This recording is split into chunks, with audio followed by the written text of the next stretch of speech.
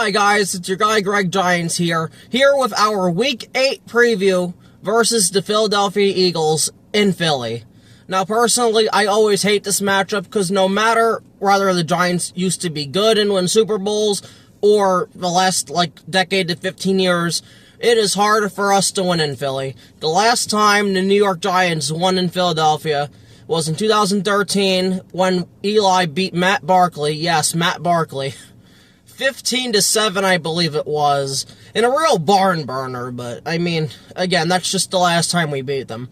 We almost beat them in 17, but they had a miraculous comeback to beat us, along with DeLoat's, luckiest of all time, Jake Elliott's 61-yard field goal to beat us, 27-24. And then in 2020, we had a chance to clinch the division in a really bad NFC East with a 6-10 record.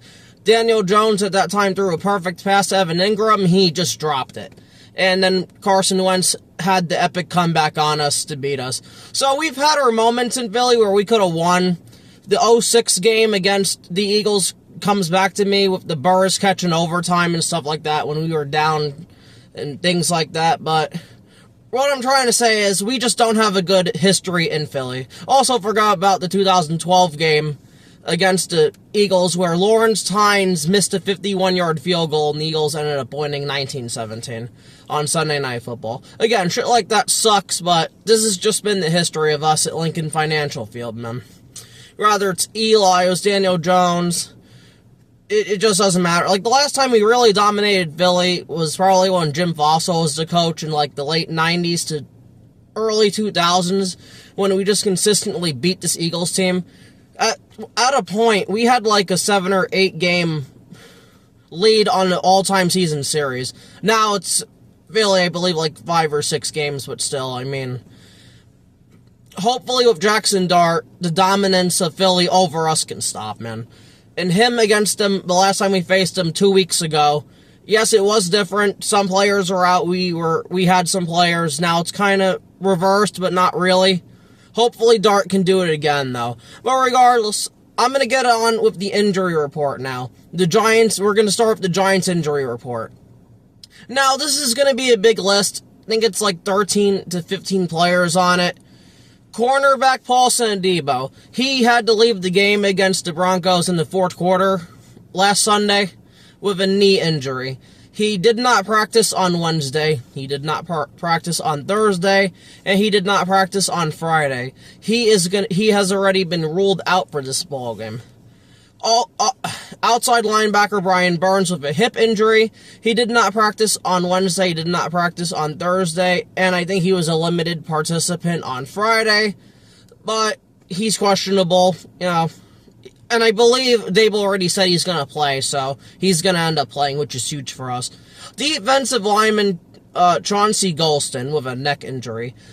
Did not practice on Wednesday, did not practice on Thursday, he did not practice on Friday. He has been ruled out. And I just want to say something on Chauncey Golston real quick. So far, this has been a really disappointing signing for us. He was supposed to come in here, help us stop the run and stuff, occasionally get to the passer like he did with Dallas. He just has not really played. He's played in, I think, 2 or 3 games, I believe, but, rather than that, he's just out.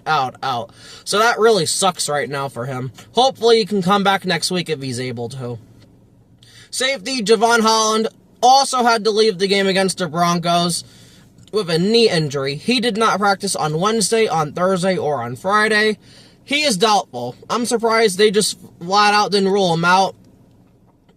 But, so he's going to be doubtful, so that's probably, he's not going to play. Tight end Daniel Bellinger with a neck injury. Limited participant on Wednesday, limited participant on Thursday. Now, a lot of these, because I don't know what's taking so long with these beat reporters and stuff, I don't know, it's hard to tell unless the coach flat out said it, who practiced on Friday and who didn't. So I don't know if most of these guys practiced today or not. But regardless, I was able to find out if they're off the injury report. And Daniel Bellinger is off the injury report. So more than likely, he's going to play. Inside linebacker Swayze Bozeman, his ankle. Limited participant on Wednesday, limited participant on Thursday. As far as I know, he is off the injury list. And I forgot to mention, I had to go to a completely different site for this. I went to the Philly Special website, and the person who ended up putting down all these injuries, his name is Anthony Dabana. So I would like to thank him, because it was hard as hell to find it, because usually I'll use Madeline Burks or whoever for the Giants, and then whoever for the Broncos. They're usually supposed to have this out like 2 hours ago, and they just didn't, which really pissed me off, but regardless, I'm just gonna go with this. And I believe this is accurate, because everything else, like the reporters have said, just on some players, not the entire injury list, that these players, according to this article, is correct, so that's what I'm going with. Defensive lineman DJ Davidson with an ankle. Limited participant on Wednesday. Did not practice on Thursday, which is usually not good. From Dable, he's questionable to play. So, we'll see what happens there. Tackle Jermaine Illuminor with a knee injury. Limited on Wednesday, limited on Thursday. And off the injury report. So that's good. Linebacker Demetrius Flanagan-Fowles with a hamstring. Limited Wednesday and Thursday. Off the injury list, which is really good, by the way. Like, it's good to see we're going to actually have NFL starting linebackers on the field. And are they perfect? No, they're not. But they're NFL starters, so that's good. It's good that we finally have that depth again. Center John Michael Schmitz. Now, this is good. He has a concussion, but limited on Wednesday, full participant on Thursday, and I believe a full participant on Friday. He's off the injury list, and he's going to play. That is huge. And I'm going to explain why later in this video that's huge. But regardless, wide receiver Darius Slayton, hamstring, limited participant on Wednesday, and on Thursday, as far as I know, he's going to play. I don't know how to feel about that personally, because the last 2 games he was out, we put up 34 and 32 points, so just don't fucking drop anything, Darius. That's, like, literally, that's all us Giant fans are asking. Just don't negatively impact the game. Like, man. Regardless, having Darius Slayton supposed to be a good thing, but we'll see what he does on Sunday. Quarterback Jackson Dart, ankle, full participant all 3 days. He's playing. He's good. But now this is a huge one for us. Since Jude Amatami got cut. Graham Gano with a groin. Full participant on Wednesday, full Thursday, and I believe full today. He's questionable. But regardless, the Giants need to have both kickers on the active game roster this week. Graham and Koo, just in case Graham gets hurt. We can't keep fucking around here, and we cannot have a kicker, especially against this team. This is about as even gets, really, which I'm going to end up moving on now to the Eagles injury report. Defensive end Brandon Graham. Now, Brandon Graham came back from retirement on Tuesday.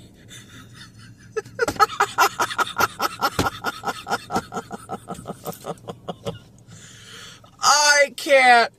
Their pass rush is so ass cheeks that they brought Brandon Graham back. They begged Brandon Graham to come back.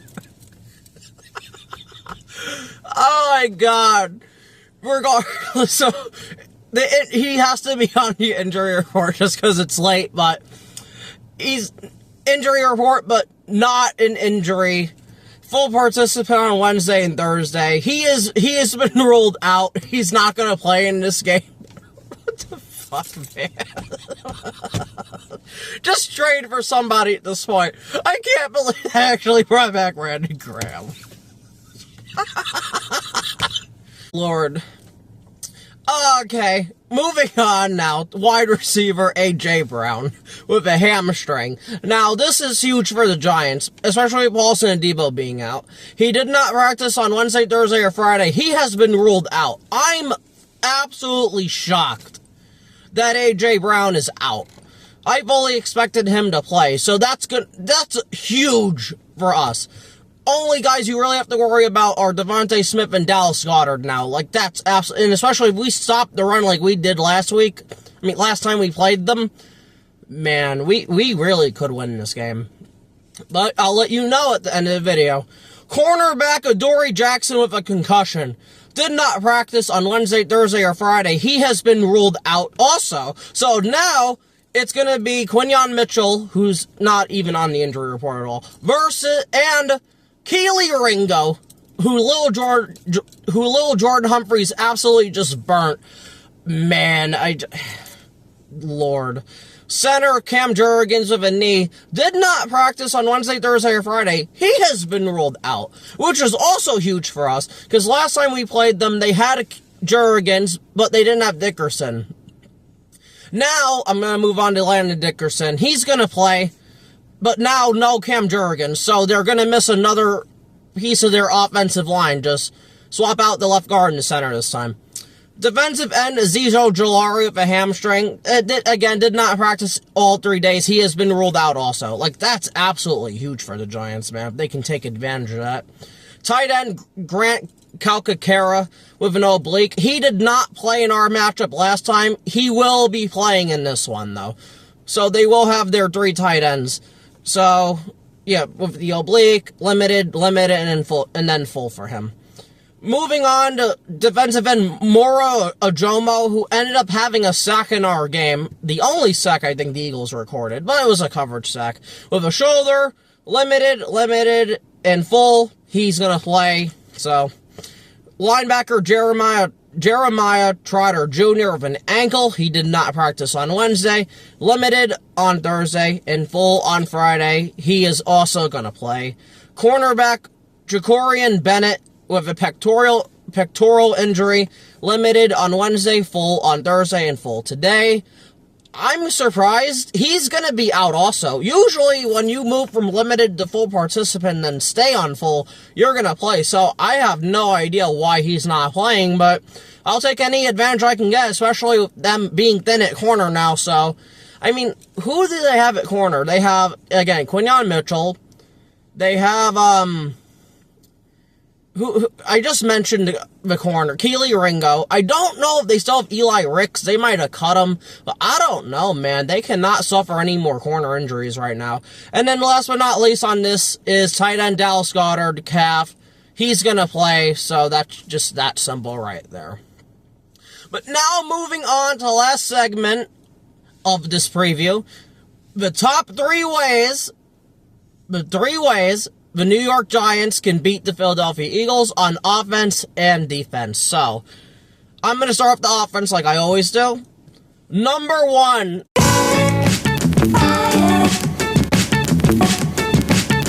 This is flat out the most important for the offense. Do not turn the ball over. Just, period. Do not turn the ball over and protect the Duke. Here's a stat.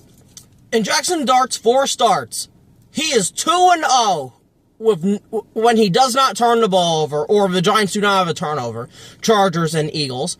He is 0-2 when we have 1 or more turnovers, but Broncos and Saints. It's right there for you. Just don't turn the damn ball over. It's all you have to do. And again, that's a bit of a cheap stat, because literally he drew the pick like almost the end of the game with 5 minutes, but that was a big part of why Broncos came back last week. He's got to not turn the ball over. Has to not fumble. Darius Slayton needs to not fumble. And yeah, so it's that simple, that easy. Number 2 for us now.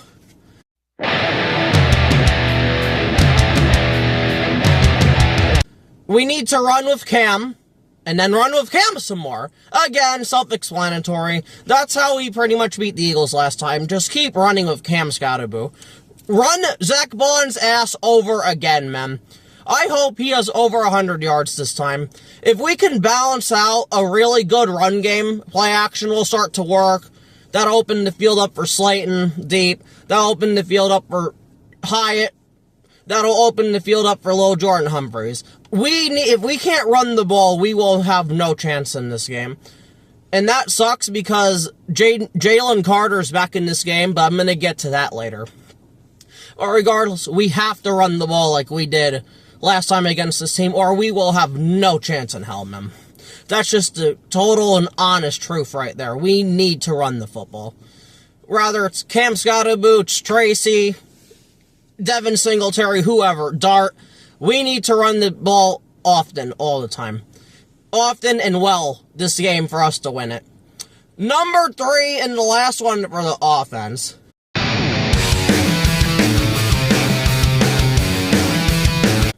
And now this is going to be another big one.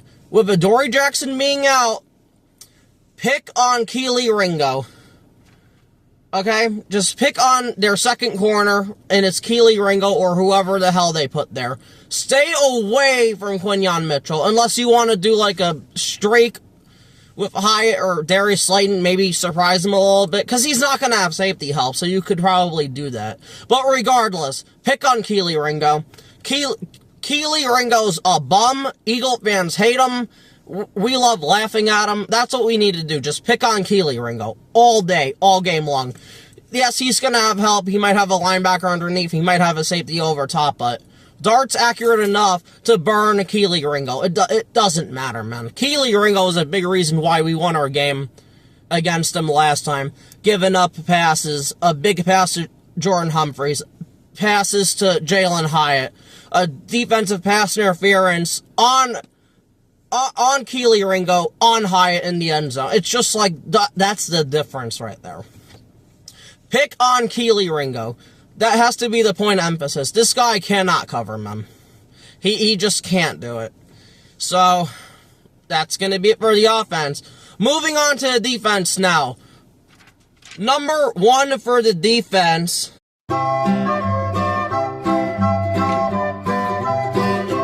Emphasis. And again, it's going to be copy and paste from the last video. Stop Snaquan, and Jalen Hurts from running the ball. Period. That has to be the emphasis. He had 12 carries for 58 yards last time. We need to do that again. If we could get a lead like we did last time when we were up 14-3 and then they got to start throwing the ball, that's even better for us though. But you have to stop them from running. If you can't stop them from running, like I said last time, but you might as well not show up because you're not beating this team. Period. You have to stop them from running the ball. Whether it's wide receiver sweeps, which they could probably do with Smith, Snaquan, Tanks Bigsby, Will Shipley, Hurts, it doesn't matter. Stop the run. That is the point of emphasis of this game right here. Now we're going to move on to number 2.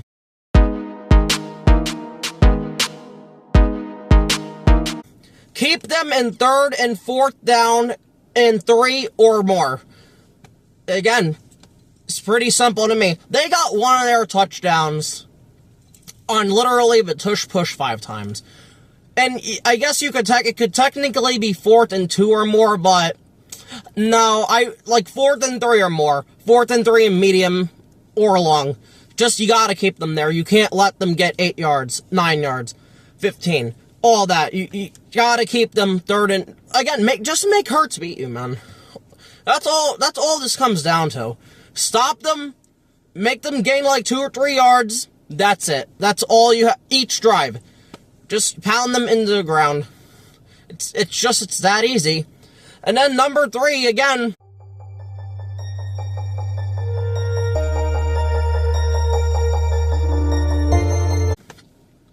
Make Jalen Hurts beat you with his right arm. Now, last week against the Minnesota Vikings, which he had his career game. He had like 3 passing touchdowns, 350 passing yards. And my thing is, just make him do that again. Especially with no A.J. Brown, it's going to be harder for him to do that. Because you could double Devontae Smith. You could double Dallas Goedert. Make Jalen Hurts beat you with his arm. Make Jahad Dotson step up and beat you. Make Grant Calcaterra step up and beat you. That's just the bottom line, man. Again, we got a huge break. Huge break with A.J. Brown being out, because I did not expect that. Because Nick Sirianni had said yesterday that even though A.J. Brown didn't practice, he could still play. And usually when it comes to receivers and stuff like that, that's true. So I'm absolutely shocked he's out. And that's a huge help, especially with Paulson Adebo being out for us. I mean, like, this is wild. I did not expect A.J. Brown to miss this game, but it just helps us so much, man. It absolutely does. So again, yeah, just make Hurts beat you. That's what it comes down to. Now I'm going to get into the X Factor, because I do have an X Factor for this game. And for this individual, this to me is his true test. Honestly, if we resign him or not. And to me, that's John Michael Schmitz, our center. He had, before he got hurt, he had his 2 best games possibly of his career. A lot of that's because he's getting better. Also, a lot of that's because Carmen Bursillo's a G-man. The guy is an animal. I want to see what John Michael Schmitz does against Jalen Carter. If he can do well against Jalen Carter, I would bring him back. This is that important to me, because we don't play a better defensive tackle than Jalen Carter this year. I don't believe so. I mean, Akeem McNeil's good for the Lions. The 49ers, Washington, Dallas, Patriots, they have Milton Williams, but I always thought he was kind of overrated, and they overpaid for him, but regardless, though, this is his test. If he can step up, and I'm not saying shut down Jalen Carter, because you're not going to shut Jalen Carter down. Limit him. Slow him down. If JMS can do that, and he's pretty much flawless on the offensive line report, I'm all in for bringing back JMS, man. Because Jalen Carter is a top 5 defensive tackle in the league. He just is, period. They don't win that Super Bowl last year without Jalen Carter. He absolutely played out of his mind. That is how good Jalen Carter is. Is he on Dexter Lawrence's level yet? No. But he's going to get there. In like 2-3 years, I would not be surprised if he takes over as the best defensive tackle in the NFC East. Jalen Carter is that good. Jalen Carter should never have went 9th overall to the Eagles. He should have been a Bear. But the Bears are stupid and picked Darnell Wright. So, again, thank you, Chicago. But regardless, I'm amped up for that individual matchup to see what he does. Because Andrew's going to shut it down. Olumore's going to shut it down. They have nobody on the edge. They have nobody. Especially with Ojulari being out, who could maybe sometimes get a sack. He's not even playing. So they have nobody on this edge room you're worried about at all. But Jalen Carter can change the game. He is that good as a defensive lineman. And he deserves all the respect and credit in the world. But for a score prediction, this is tough. Because I really want to win this game. I really, really do. And if this was at MetLife again, I'd pick us. But just because we have not been successful in Philly, it just seems like when we go there, bad shit happens to us.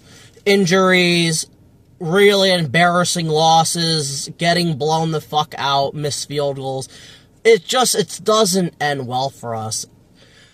So, and again, I thought of this before even A.J. Brown got hurt. Man, I'm going to say the Eagles beat the Giants, and also they want to get revenge on us for that ass whooping they suffered at MetLife Stadium, so they're going to be really amped up. But again, Jackson Darnkamp's got to move. Freight train don't give a fuck. But regardless, I'm going to pick the Eagles 24, Giants 21. I really hope I'm wrong, because I want to sweep these fuckers, man. There's only 2 other games I'm looking forward to after this year, and that's Washington and Dallas. I want to sweep these fucks. I fucking hate this team. We have not swept this team since I was 9 years old. And that's when we won our Super Bowl. I want this game. I want this game. If they win this game, nobody will give a flying fuck about the Bronco game. Because I'm sorry, yeah, it was a really bad loss. A lot of Giant fans gotta get over that shit already, man. It was just not our day. It was not meant to be. Fate was on their side. Demaryius Thomas literally gave them the win, like. It's over, though. If we win this game, we are right back in the thick of things. We would really only be, like, technically 1 game out of first place, because we would own the tiebreaker, like. Think about this for a second. We would have 2 wins on Philly. Washington's hurt to hell. Jaden Daniels is going to be out for like maybe 2 or 3 weeks. That's huge, man. Absolutely huge. And then Dallas, their defense is ass. Like, we need to be Chief and Bronco fans this week. And I know a lot of Giant fans are still resentful over Broncos fans, but again, get the fuck over it. I've actually heard some Giant fans, maybe I want Dallas to win, just shut these Bronco fans. Come on, grow up. We clearly need Denver to beat Dallas, period. You should be rooting for Denver. That's inexcusable. I don't care how bad the loss is. Like, literally, it's a division rival. We need Dallas and Washington to lose so we have a chance at the playoffs. Because if they win, that is not good for us. Even if we beat Philly, just because we lost to both of them. So again, it's going to be a huge game to see if we have a season or not. And if we possibly make a trade for Jalen Waddle, which it's like, I heard the Miami Dolphins possibly don't want to move him, but if they keep losing, they might want to move him. I want Jalen Waddle more than anything. To be honest, I don't give a flying fuck about the playoffs this year. I really don't. But we need Jalen Waddle, man. We need Jalen Waddle. And I'm willing to do whatever it takes to get Jalen Waddle, except the first round pick. I am focused on 2026 and further and later. This year does not, we're not doing shit yet. It's been very exciting and all, but we're not gonna win a Super Bowl. I don't even think we would win a playoff game, to be honest with you. The division is incomplete. It's complete shit right now. Like, there's no clear team to be afraid of right now. And if we could beat Philly twice, that really helps us out. But, regardless, again, I'm just rambling at this point. This has been Giants Review. I hope the Giants win. I really do, and trust me, if we win this game, I'm gonna be the biggest asshole in the universe. Like, seriously, it's gonna be fun if we win. I just don't see us doing it, though. But hopefully we'll do it. This has been your guy, Greg Giants. Please like, share, and subscribe. And peace out.